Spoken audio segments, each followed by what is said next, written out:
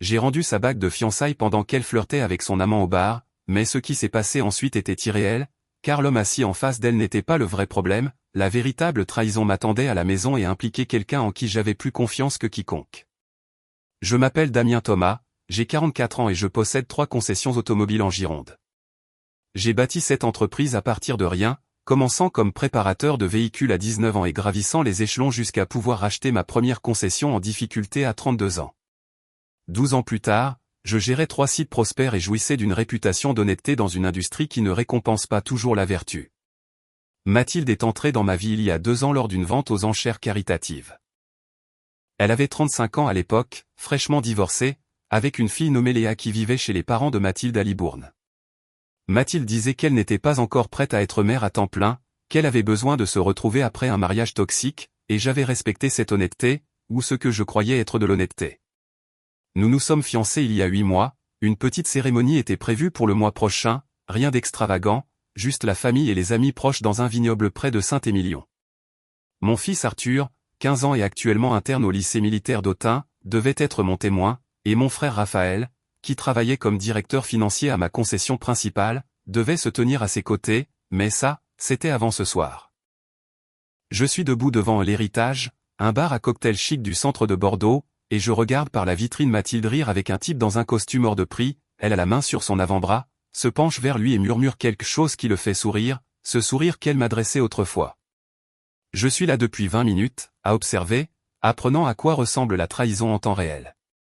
Elle m'avait dit qu'elle avait une réunion tardive avec un ancien collègue de son époque marketing et qu'elle serait rentrée pour 21h, mais il est 22h30 et elle a l'air de ne faire que commencer.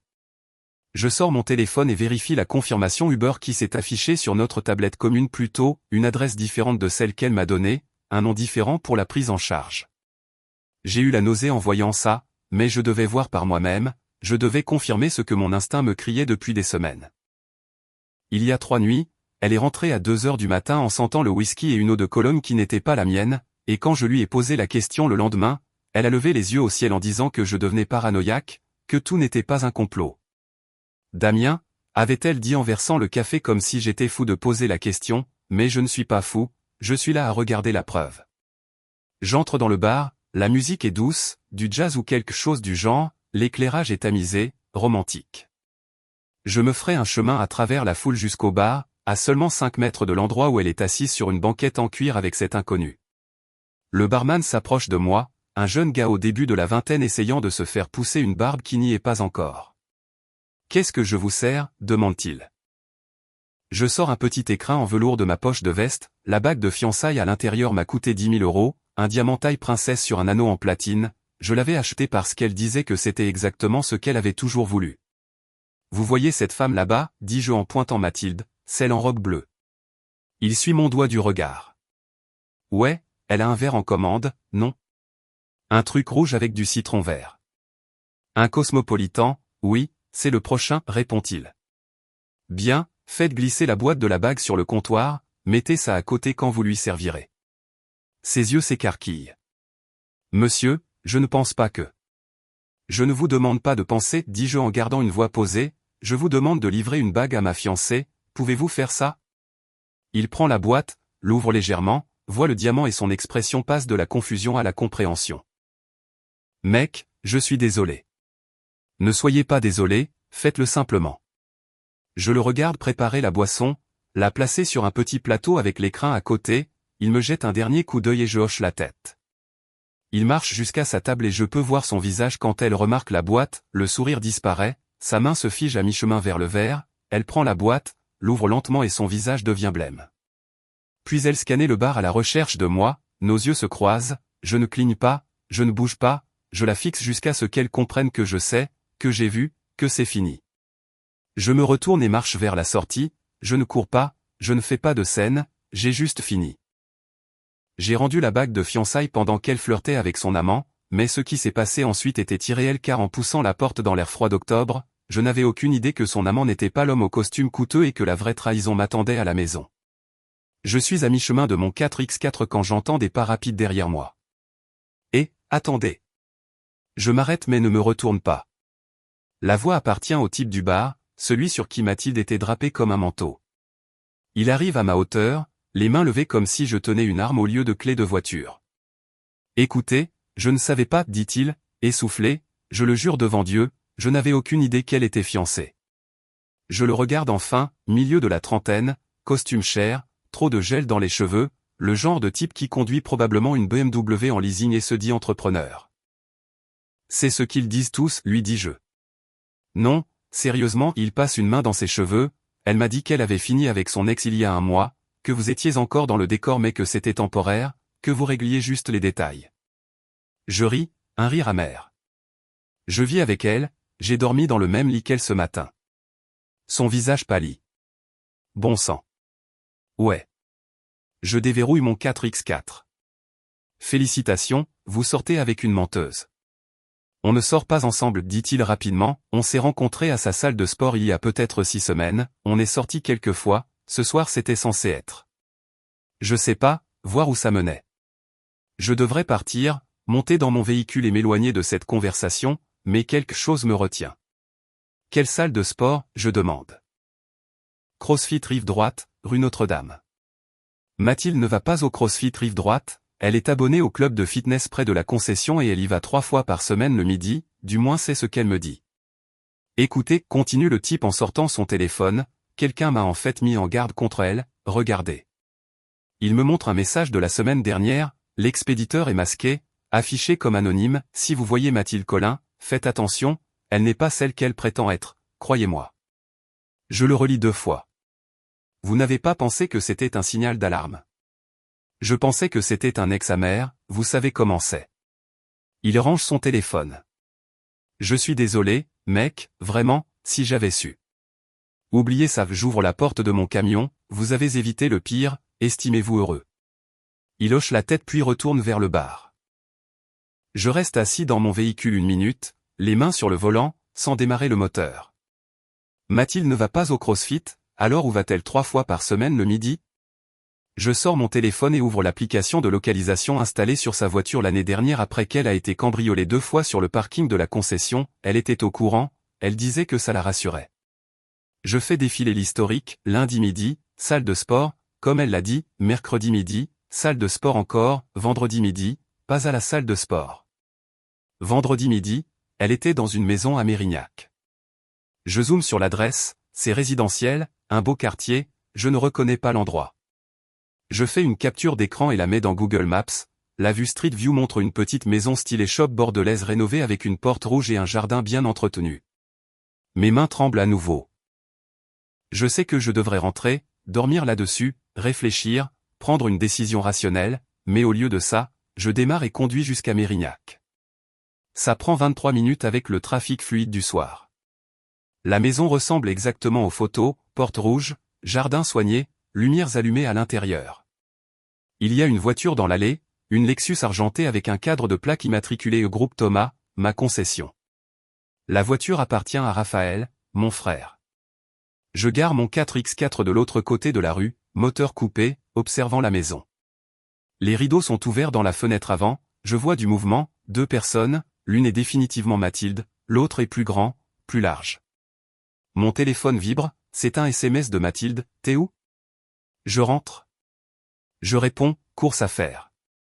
Bientôt là. 3 petits points apparaissent, disparaissent, puis réapparaissent, ok. Je t'aime. Je fixe ces mots jusqu'à ce qu'ils ne ressemblent plus à des mots, juste des formes, des mensonges sous forme numérique. Je sors du véhicule et marche jusqu'à la porte rouge. Je ne frappe pas doucement, je tape comme si j'étais la police. Le mouvement à l'intérieur s'arrête, puis des pas approchent. La porte s'ouvre. Mon frère Raphaël se tient là en jean et t-shirt, pieds nus, l'air de venir de se réveiller d'une sieste. Damien? Son visage passe de la confusion à la terreur en 2 secondes.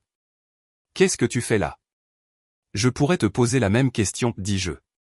Derrière lui, Mathilde apparaît dans le couloir, elle s'est changée, plus de robe bleue, maintenant elle porte un pantalon de yoga et un vieux sweatshirt de fac de Raphaël.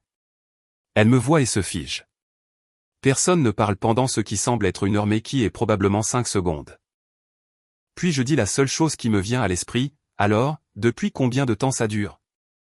Raphaël ne répond pas, il reste juste là, la bouche ouverte, ressemblant à un gamin pris la main dans le sac de bonbons, sauf que ce ne sont pas des bonbons, c'est ma vie. Mathilde s'avance, la main tendue comme si elle allait toucher mon bras. Damien, s'il te plaît, laisse-moi expliquer. Ne me touche pas. Je recule d'un pas, ne prononce pas mon nom, réponds juste à la question. Combien de temps? Elle laisse tomber sa main, ses yeux sont humides maintenant mais je me fiche de ses larmes, plus maintenant. 8 mois, dit Raphaël doucement, sa voix passant à peine sa gorge. 8 mois. Nous nous sommes fiancés il y a 8 mois. Je l'ai demandé en mariage le jour de la Saint-Valentin. Raphaël a été la première personne que j'ai appelée après, il m'a félicité, m'a dit qu'il était heureux pour nous, a ouvert une bouteille de champagne au dîner du dimanche et a porté un toast à notre avenir, tout en couchant avec elle. Tu m'as dit oui en sachant que ça arrivait, je demande à Mathilde. Elle pleure maintenant, de vraies larmes coulent sur son visage. Je ne savais pas quoi faire, je vous aimais tous les deux, je ne pouvais pas choisir. Alors tu as choisi de nous mentir à tous les deux. Je ris, mais sans humour. Ce n'est pas de l'amour, c'est de la lâcheté. Raphaël retrouve enfin sa voix, c'était pas censé arriver, on a lutté contre ça pendant des mois. Lutter? Je me tourne pour lui faire face. Tu as lutté? Tu es mon frère, tu travailles pour moi, tu me vois tous les jours à la concession et tu me regardes dans les yeux en mentant. Je sais. Son visage est rouge maintenant. Honte? Colère? Je ne sais pas, je sais que c'est mal. J'ai essayé d'y mettre fin plusieurs fois. Clairement pas assez fort. Je regarde autour de la maison. C'est à toi ici? Il hoche la tête. J'ai acheté il y a 3 mois. Mathilde m'a aidé à choisir. Bien sûr qu'elle l'a fait. Il y a 3 mois, elle me disait qu'elle passait plus de temps à aider une amie à chercher un appartement. Je l'ai cru, je l'ai toujours cru. Quelqu'un d'autre est au courant, je demande. Ils secouent tous les deux la tête. Bien. Alors voilà ce qui va se passer. Je sors mon téléphone. Je prends des photos de vous deux ici ensemble. Ensuite, je rentre chez moi.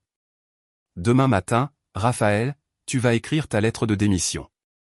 Tu es fini au groupe Thomas. Damien, tu ne peux pas. Je peux et je vais le faire. Tu as 2 semaines pour vider ton bureau. Je vais demander à la comptabilité d'examiner chaque transaction que tu as touchée l'année dernière. Je regarde Mathilde. Et toi? Je veux que tu sois parti de ma maison demain soir. Prends tes affaires et pars. Où je suis censé aller? La voix de Mathilde se brise. Je m'en fous. Emménage ici avec ton Roméo. Retourne chez tes parents. Dors dans ta voiture. Ce n'est plus mon problème.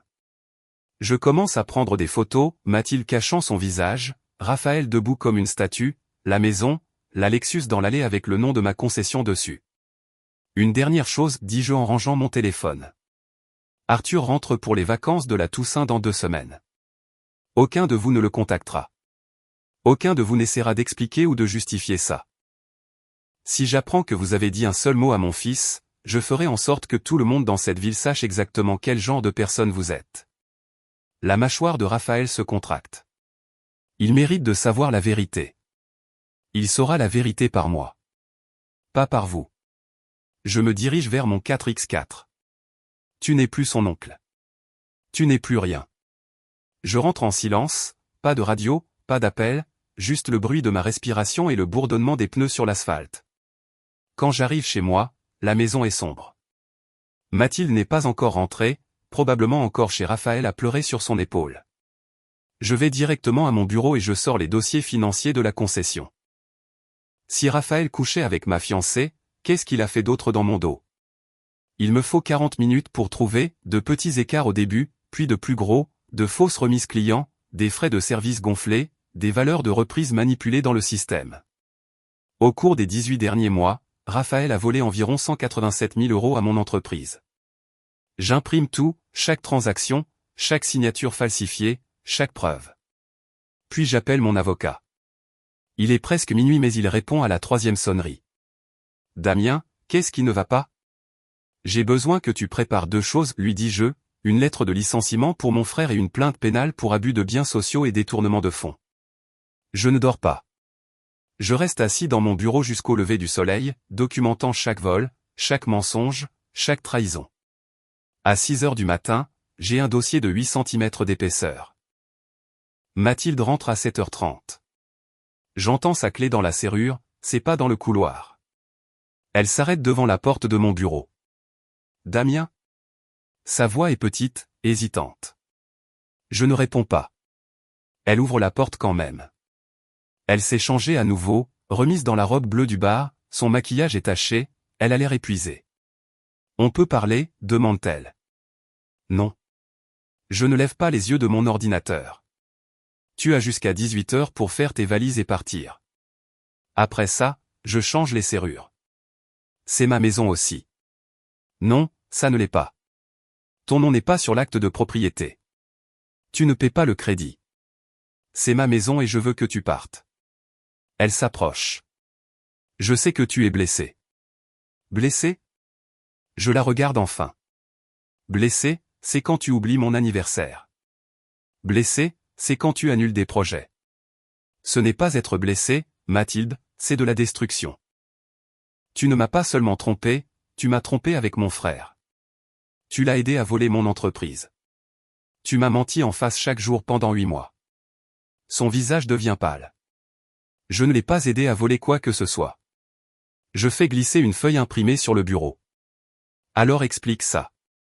Raphaël a créé un faux compte fournisseur à ton nom, Mathilde Collin conseille.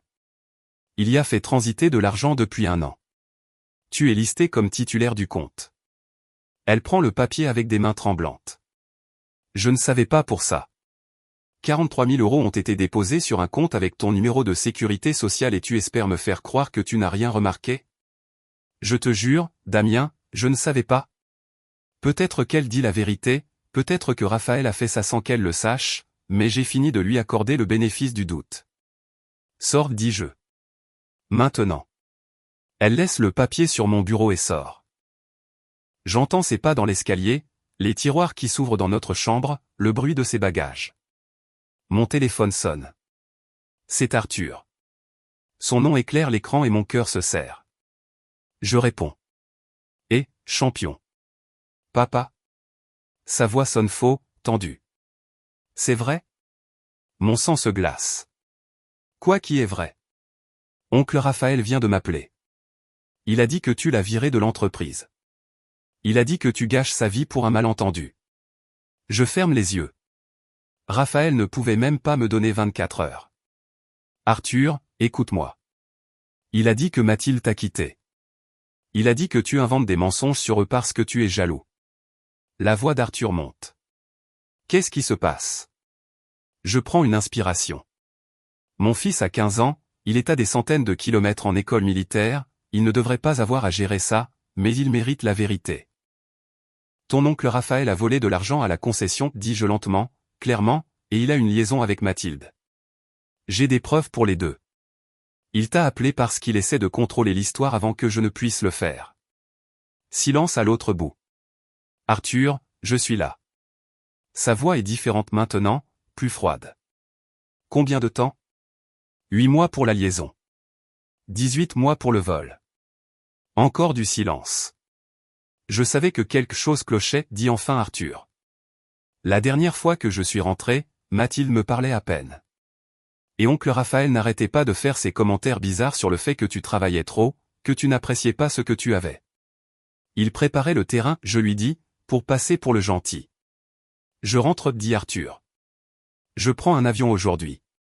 Non, tu as cours, tu as. Papa, je rentre. Tu as besoin de quelqu'un dans ton camp. Sa voix est ferme, décisive. Ce n'est plus un enfant. Je serai là ce soir. Il raccroche avant que je puisse argumenter. Je reste assis à fixer mon téléphone. Mon fils de 15 ans vient de me dire qu'il traverse le pays pour me soutenir. Pendant ce temps, mon frère, mon propre sang, l'appelle pour répandre des mensonges. J'entends les pas de Mathilde dans l'escalier à nouveau. Elle traîne une valise. Elle s'arrête dans l'encadrement de la porte une dernière fois. Je t'aimais vraiment. Non, dis-je, tu aimais ce que je pouvais t'offrir.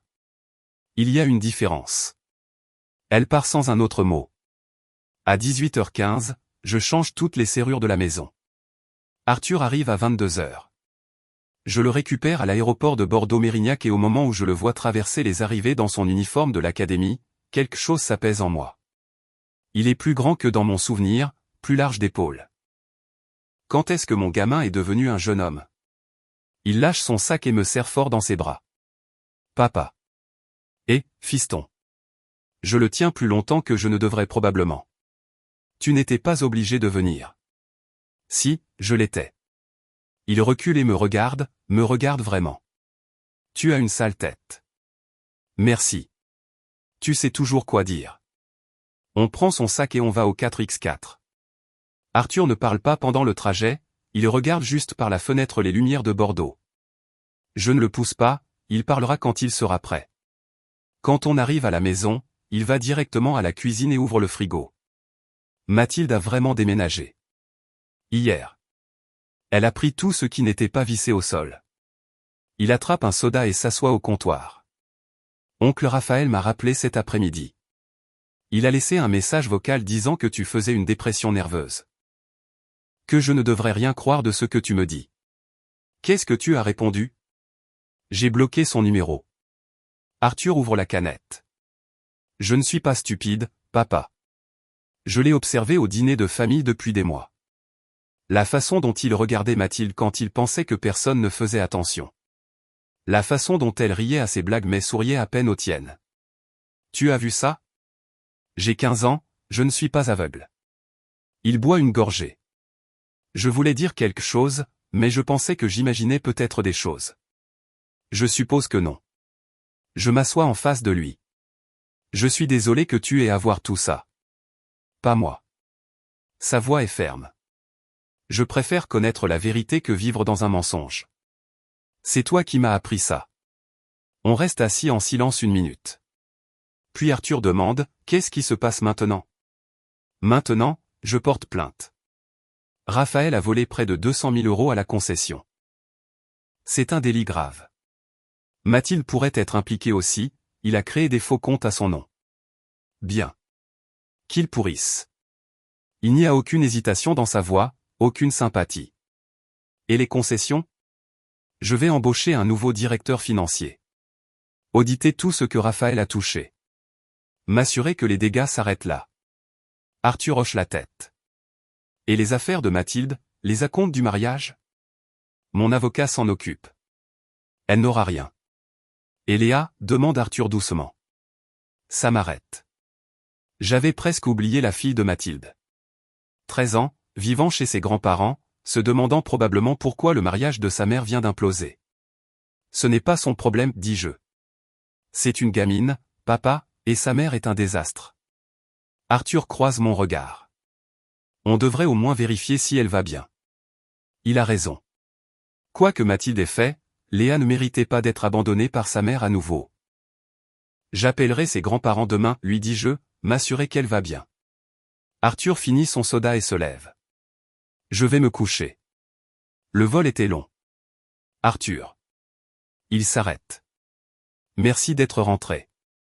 Où est-ce que je serais ailleurs? Il monte à l'étage. Je reste seul dans la cuisine, fixant l'espace vide où Mathilde gardait sa cafetière, ses vitamines, ses petits panneaux décoratifs qui disaient des choses comme le bonheur est fait maison. Mon téléphone vibre. C'est un SMS de l'avocat de Raphaël, mon client souhaite négocier un accord pour éviter les poursuites pénales. Intéressé? Je réponds, non. Je porte plainte. Je veux que ce soit officiel. La réponse arrive immédiatement, compris. Dépôt demain. Je me sers un bourbon et sors sur la terrasse arrière. L'air d'octobre est froid, mordant. Je peux voir ma respiration. Demain, Raphaël sera arrêté. Demain, toute la ville saura ce qu'il a fait. Demain, tout change. Mais ce soir, mon fils dort à l'étage sous mon toit. Et pour la première fois en 48 heures, je ne me sens pas complètement seul. La police arrête Raphaël à la concession. Ils le font à midi un jeudi, en plein milieu du showroom avec des clients qui regardent et les vendeurs qui observent. Je ne suis pas là, je suis délibérément resté à l'écart, mes 3 employés m'appellent dans la minute, disant tous la même chose, Raphaël a été sorti menotté en hurlant que je l'avais piégé. Mon directeur des ventes, Thierry Breton, m'appelle directement. Damien, c'est quoi ce bordel? Raphaël détourne de l'argent de l'entreprise depuis 18 mois. J'ai porté plainte hier. La police a exécuté un mandat ce matin. Silence. Bon Dieu. J'ai besoin que tu convoques une réunion de tout le personnel pour 16 heures aujourd'hui. J'expliquerai tout à ce moment-là. Et Thierry, fais tourner la boutique. Business as usual. Reçu. À 16 heures, je me tiens devant 37 employés dans notre salle de conférence principale. Arthur a insisté pour venir avec moi. Il s'assoit au dernier rang, bras croisés, observant tout le monde. Je vais être direct, je commence. Raphaël Thomas a été arrêté pour avoir détourné environ 200 000 € de cette entreprise au cours des 18 derniers mois. J'ai découvert le vol il y a 2 jours et j'ai immédiatement contacté les autorités. Le murmure éclate, des questions fusent de partout. Je lève la main.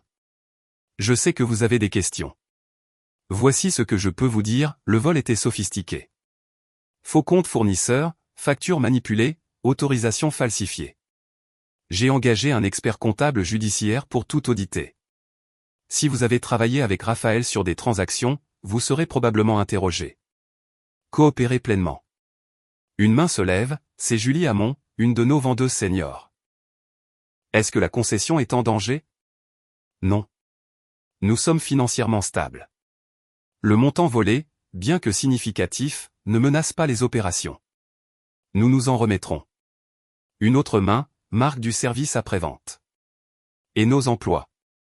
Personne ne perd son emploi à cause de ça. J'embauche un nouveau directeur financier. Tout le reste continue normalement. Thierry prend la parole sur le côté. Et Mathilde? Est-ce qu'elle est impliquée? Je m'attendais à cette question.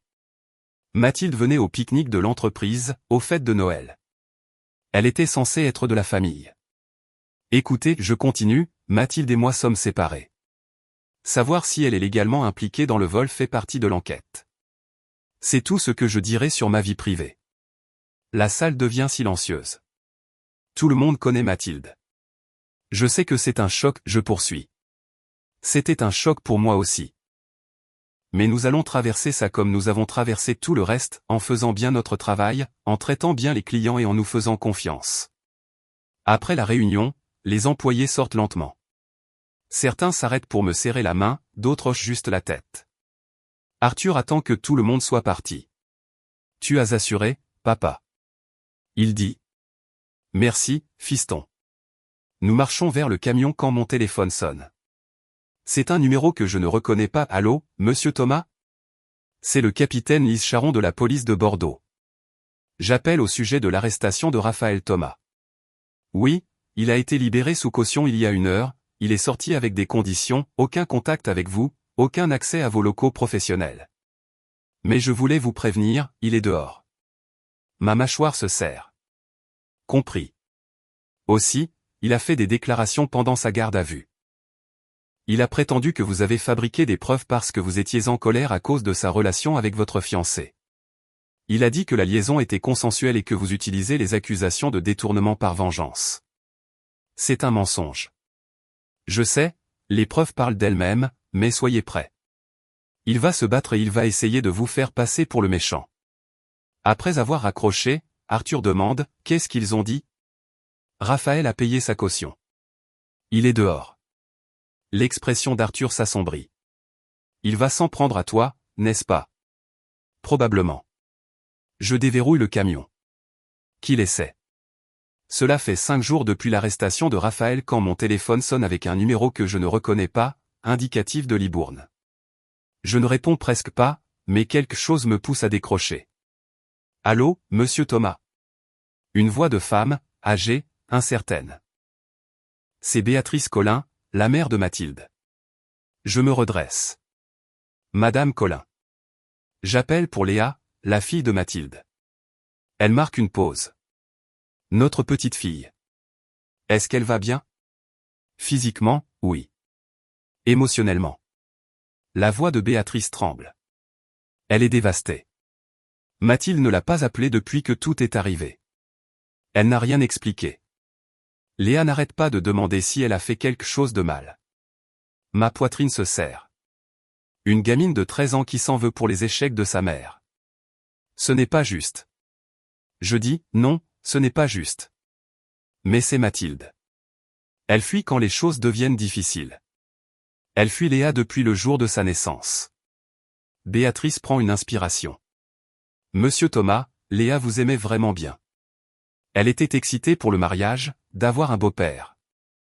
Elle nous a dit que vous étiez le premier homme qui lui demandait comment se passait l'école, ses amis, ce qu'elle voulait faire plus tard. Je me souviens de ces conversations, brèves, les quelques fois où Mathilde amenait réellement Léa en visite. La gamine était calme, réfléchie, toujours en train de lire un livre dans un coin pendant que Mathilde parlait d'elle-même. Je l'aimais bien aussi, je dis à Béatrice. C'est une bonne gamine. Elle veut vous parler.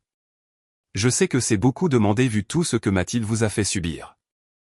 Mais Léa a besoin de savoir que ce n'était pas à cause d'elle, qu'elle n'était pas la raison de votre séparation. Je regarde Arthur, qui fait ses devoirs à la table de la cuisine. Il m'observe, sentant la tension dans ma voix. Passez-la-moi, dis-je. Il y a un bruissement, puis une petite voix. Monsieur Thomas. Salut, Léa. Tu peux m'appeler Damien. D'accord. Elle reste silencieuse un moment. Maman a dit que tu la détestes. Que tu l'as mise dehors parce que tu ne voulais pas de moi.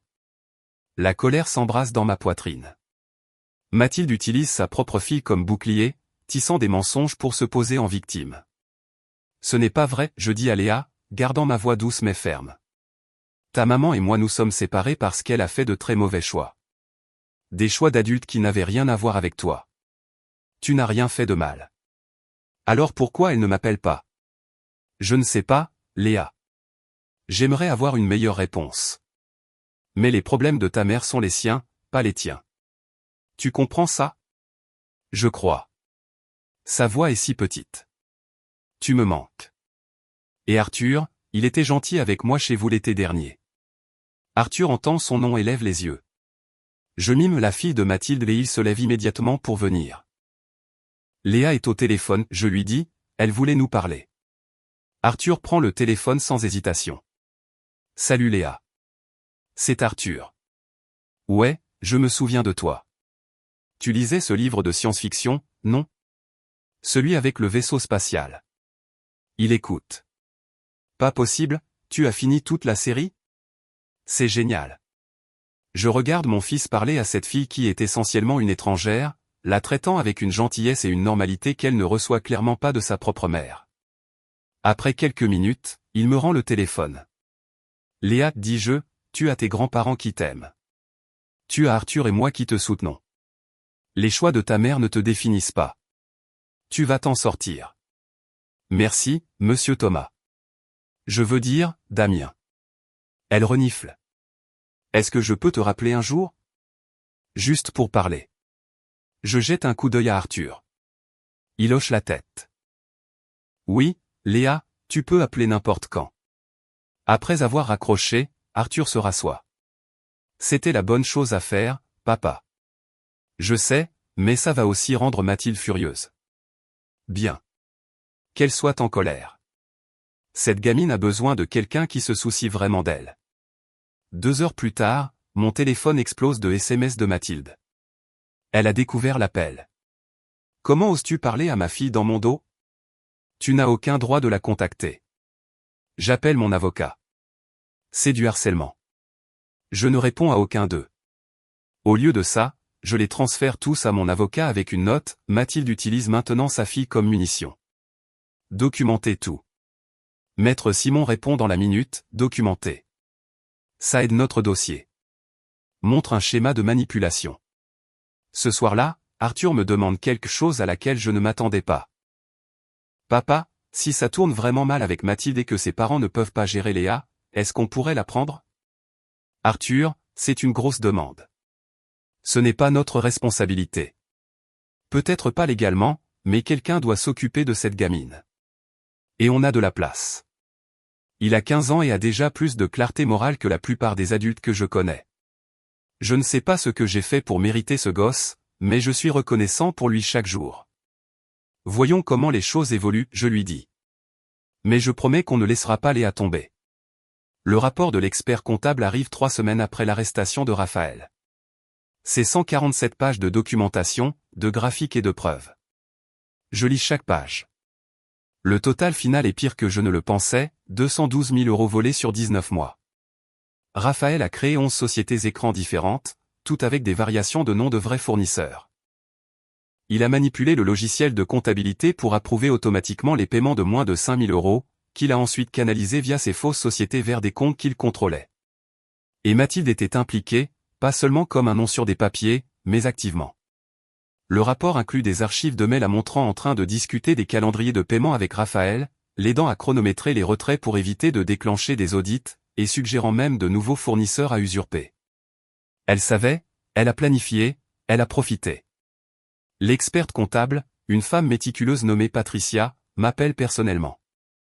Monsieur Thomas, je fais ça depuis 23 ans. C'est l'un des schémas de détournement les plus calculés que j'ai vus en dehors des grandes entreprises. Votre frère est sophistiqué et Mathilde Collin n'est pas la victime innocente qu'elle dépeint. Pouvez-vous témoigner de cela au tribunal? Absolument. Les preuves sont en béton. Ils vont aller en prison. J'envoie le rapport à mon avocat et au procureur en charge de l'affaire pénale. Puis je fais quelque chose que je repoussais, j'appelle mes parents.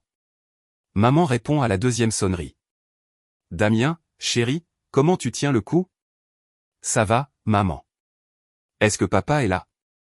J'ai besoin de vous parler à tous les deux. Elle me met sur haut-parleur. La voix de papa arrive, bourrue mais inquiète. Qu'est-ce qui se passe, fils? Le rapport financier est revenu. Raphaël a volé 212 000 €. Mathilde l'a aidé. Ils ont planifié ça ensemble pendant plus d'1 an et demi. Silence. Puis maman commence à pleurer. Des sanglots doux et brisés qui me déchirent le cœur. Je suis tellement désolé, Damien.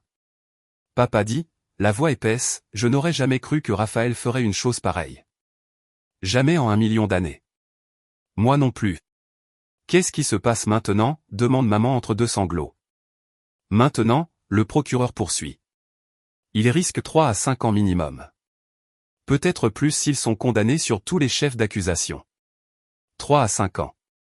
La voix de maman se brise complètement. Mon garçon, mon bébé va aller en prison. Maman, il m'a volé. Il m'a trahi. Il a choisi ça. Je sais. Je sais qu'il l'a fait, mais c'est quand même mon fils. Elle pleure plus fort maintenant. Vous êtes tous les deux mes fils, et je ne sais pas comment être une mère pour vous deux quand l'un a fait autant de mal à l'autre. Papa prend le relais. Damien, tu as fait ce qu'il fallait. Raphaël a fait ses choix. Il doit faire face aux conséquences.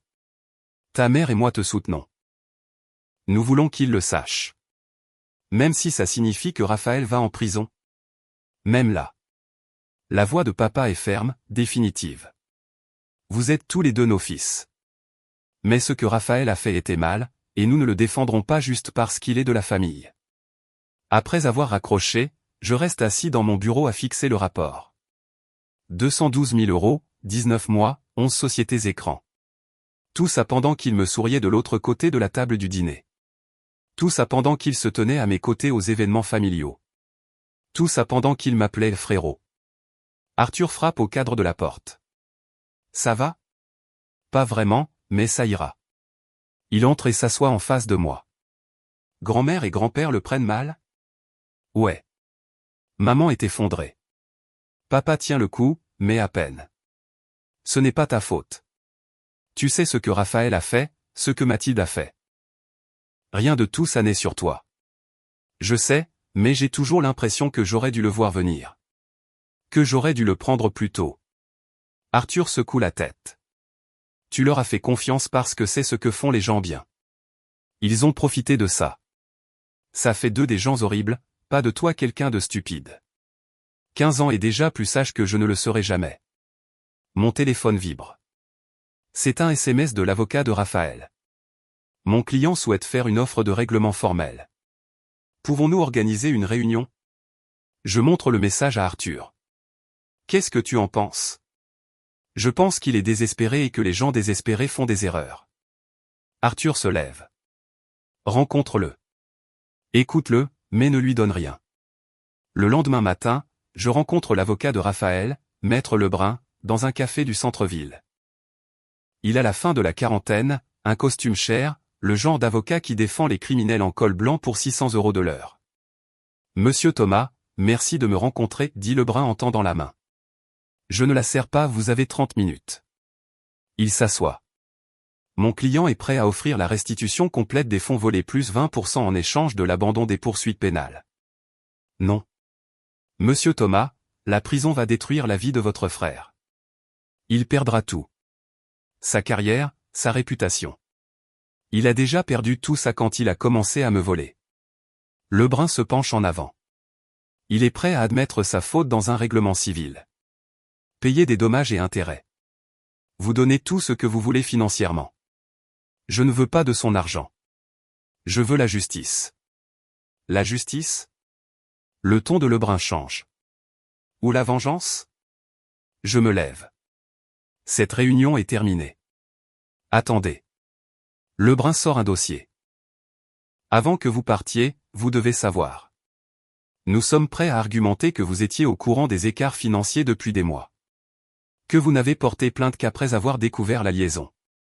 Que c'est un ex-fiancé vindicatif qui utilise le système judiciaire comme arme. Bonne chance avec ça. Les preuves parlent d'elles-mêmes. Je sors. Il ne me suit pas. Le procès commence par un matin froid de février. Raphaël plaide coupable de détournement de fonds et d'escroquerie en échange d'une peine réduite, 3 ans de prison, 5 ans de mise à l'épreuve, restitution complète, plus dommages et intérêts. Mathilde se bat plus fort. Son avocat argumente qu'elle a été manipulée, que Raphaël a profité de sa confiance, mais les emails racontent une autre histoire. Le jury délibère pendant 4 heures. Coupable sur tous les chefs. Le juge la condamne à 18 mois de prison, 3 ans de mise à l'épreuve, et lui ordonne de rembourser sa part de l'argent volé, plus de 90 000 €. Mathilde pleure pendant la sentence. Sa mère est assise dans la galerie, le visage de marbre. Léa n'est pas là. Béatrice et son mari ont décidé que c'était trop pour une enfant de 13 ans à voir. Je ne me sens pas triomphant. Je ne me sens pas vengé. Je me sens juste fatigué. À la sortie du tribunal, les journalistes affluent. Je les repousse sans commentaire. Arthur m'attend près du 4x4, bras croisés, observant tout avec ses yeux vifs qui ne ratent rien. C'est fini, je lui dis. Bien.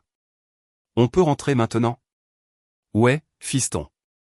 On peut rentrer. Ce soir-là, Béatrice appelle. Damien, je voulais te remercier de ne pas avoir traîné Léa là-dedans. De l'avoir protégée du pire. Elle a assez enduré. Oui, c'est vrai. Et elle voulait que je te dise quelque chose. La voix de Béatrice s'adoucit. Elle a dit de te dire que tu es un homme bon, et qu'elle espère que quelqu'un s'en rendra compte un jour. Ma gorge se serre. Dis-lui merci. Et dis-lui que je pensais ce que j'ai dit. Elle peut t'appeler n'importe quand. 3 semaines plus tard, mes parents viennent en visite.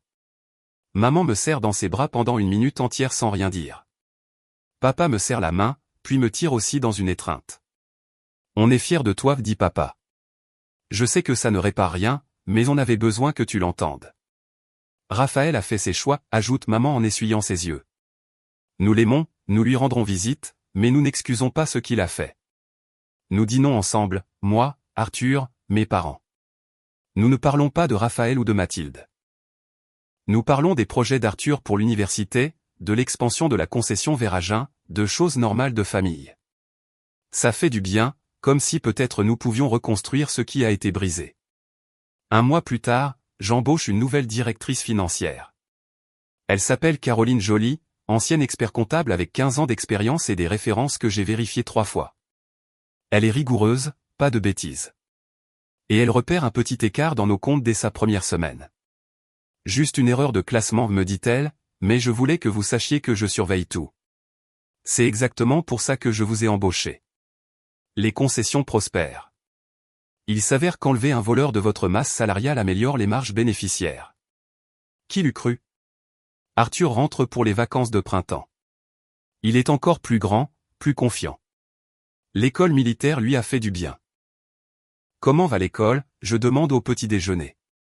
Bien. Je suis dans l'équipe universitaire de sport. Je pense postuler à Saint-Cyr. Saint-Cyr? C'est sérieux. Moi aussi je le suis. Il me regarde. C'est toi qui m'as appris ça.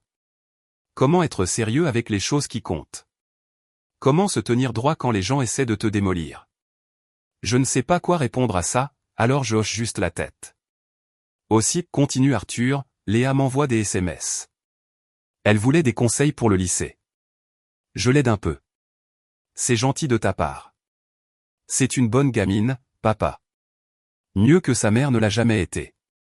Il marque une pause. Je pensais. Quand je serai diplômé l'année prochaine, peut-être qu'on pourrait l'inviter à la cérémonie. Ses grands-parents aussi. Ce sont pratiquement de la famille à ce stade. Famille, pas par le sang ou le mariage, mais par choix. En étant présent, en se souciant des autres quand on n'y est pas obligé. Ouais, je lui dis. J'aimerais ça. 8 mois après le procès, je vends la maison. Trop de souvenirs imprégnés dans ces murs. Trop de fantômes dans chaque pièce. J'achète un endroit plus petit au Cap Ferret, avec vue sur l'eau. Arthur m'aide à emménager pendant les vacances d'été. Nous passons une semaine à peindre les chambres, monter les meubles, nous approprier les lieux. Ça sonne juste, dit Arthur, debout dans la cuisine. Comme un nouveau départ. C'est l'idée. Les concessions vont mieux que jamais. Nous avons ouvert un 4e site à Libourne, et Caroline a mis en place des systèmes qui rendent les vieilles combines de Raphaël impossibles à reproduire. Je vois mes parents régulièrement. Maman a accepté que Raphaël soit en prison pour encore 2 ans. Elle lui rend visite tous les mois. Je ne pose pas de questions sur ces visites, et elle n'offre pas de détails. Certaines distances prennent du temps à être comblées. Mathilde est dans un établissement de sécurité minimale. J'ai entendu par Béatrice qu'elle suit des cours de commerce, parle de recommencer à zéro quand elle sortira. Je lui souhaite bonne chance de loin, de très loin. Léa s'épanouit. Elle a eu les félicitations du conseil de classe, a rejoint le club de débat et a récemment gagné un concours régional d'écriture. Béatrice m'envoie des nouvelles et je renvoie des félicitations et des encouragements. Arthur l'appelle en visio toutes les quelques semaines, jouant toujours le rôle du grand frère qu'elle n'a jamais eu. Un samedi matin d'octobre, je suis à un café en ville quand quelqu'un s'assoit en face de moi sans demander. Je lève les yeux, prêt à leur dire que la place est prise, et je m'arrête. Elle a peut-être 40 ans, les cheveux bruns tirés en arrière, portant un jean et un pull. Elle a des yeux gentils et un sourire sincère. Je suis désolé de vous déranger, dit-elle, mais vous êtes Damien Thomas, non? Vous m'avez vendu une voiture il y a 3 ans. Une Honda Accord argentée. Je me souviens vaguement. Ça me dit quelque chose. Je voulais juste vous dire merci. Pas pour la voiture, enfin si, elle est super. Mais pour la façon dont vous avez géré tout ça avec votre concession l'année dernière. J'ai vu les nouvelles. Mon ex-mari a détourné de l'argent de son entreprise et a blâmé tout le monde sauf lui-même. Vous voir tenir les gens responsables, même votre propre frère, ça signifiait quelque chose. J'apprécie ça. Je suis Julie, au fait. Elle tend la main. Je la serre. Sa poigne est ferme, confiante. Je peux vous offrir un café? En guise de merci pour la voiture et l'intégrité. Je dis presque non. Je me rabats presque sur l'excuse que je suis occupé, que je ne suis pas prêt, que c'est trop tôt. Mais ensuite je pense au conseil d'Arthur d'il y a des mois, tu mérites quelqu'un qui t'aime vraiment. Et je pense à la lettre de Léa, j'espère que tu trouveras quelqu'un de gentil. Bien sûr, je dis. Avec plaisir. Julie sourit et se dirige vers le comptoir. Je la regarde commander. Je la regarde rire à quelque chose que dit le serveur. Je la regarde naviguer dans le monde avec une aisance qui ne semble ni forcée ni calculée. Peut-être que ce n'est rien. Peut-être que c'est juste un café avec une ancienne cliente. Ou peut-être que c'est le début de quelque chose de vrai, quelque chose d'honnête. Quoi qu'il en soit, j'ai fini de fuir les possibilités parce que j'ai peur d'être blessé à nouveau. La peur est ce sur quoi Mathilde comptait. La peur est la façon dont elle me gardait en déséquilibre. Julie revient avec 2 cafés et s'assoit. Alors, dit-elle, parlez-moi de vous. Le vrai vous, pas la version concessionnaire. Je souris. Pour la première fois depuis 1 an, ça ne semble pas forcé. Par où commencer? Nous parlons pendant 2 heures de tout et de rien. Elle est graphiste, divorcée depuis 5 ans, a un fils de 10 ans qui joue au baseball. Elle est drôle, a de l'autodérision, sincèrement intéressée par ce que j'ai à dire. Quand nous nous séparons enfin, elle me donne son numéro. Pas de pression, mais si vous voulez dîner un de ces jours, ça me plairait. J'enregistre son numéro. Je vous appellerai. J'espère bien. Je rentre chez moi avec la radio allumée, fenêtres ouvertes, l'air d'octobre s'engouffrant dans le 4x4. Quand j'arrive à la maison, Arthur est là en visite pour le week-end. Tu as l'air différent, dit-il en étudiant mon visage. Bien différent. J'ai rencontré quelqu'un. Juste pour un café. Rien de sérieux. Arthur sourit. Pas encore. Pas encore, j'approuve. Cette nuit-là, je me tiens sur ma terrasse arrière en regardant l'eau. Le ciel est clair, les étoiles brillantes au-dessus. Je pense à tout ce qui s'est passé. La trahison, le vol, le chagrin, le procès, les peines de prison, la famille brisée. Mais je pense aussi à Arthur prenant l'avion pour me soutenir. À Léa trouvant sa voie. À mes parents choisissant la vérité plutôt que le confort. À des inconnus montrant une gentillesse inattendue. La douleur a creusé des parties de moi dont j'ignorais l'existence. Mais elle m'a aussi montré de quoi je suis fait. Elle m'a montré que je peux survivre au pire et toujours choisir d'être bon. Toujours choisir de faire confiance. Toujours choisir d'essayer. Mon téléphone vibre. Un SMS de Julie, merci pour le café. Meilleur samedi que j'ai eu depuis longtemps. Je réponds, pareil. Ça te dit un dîner vendredi prochain? Sa réponse est immédiate, c'est un rendez-vous. Je souris et glisse mon téléphone dans ma poche. L'année passée m'a presque détruit. Mais debout ici maintenant, regardant les étoiles avec une possibilité à l'horizon, je réalise quelque chose. Je ne fais plus que survivre. Je vis. Et ça suffit.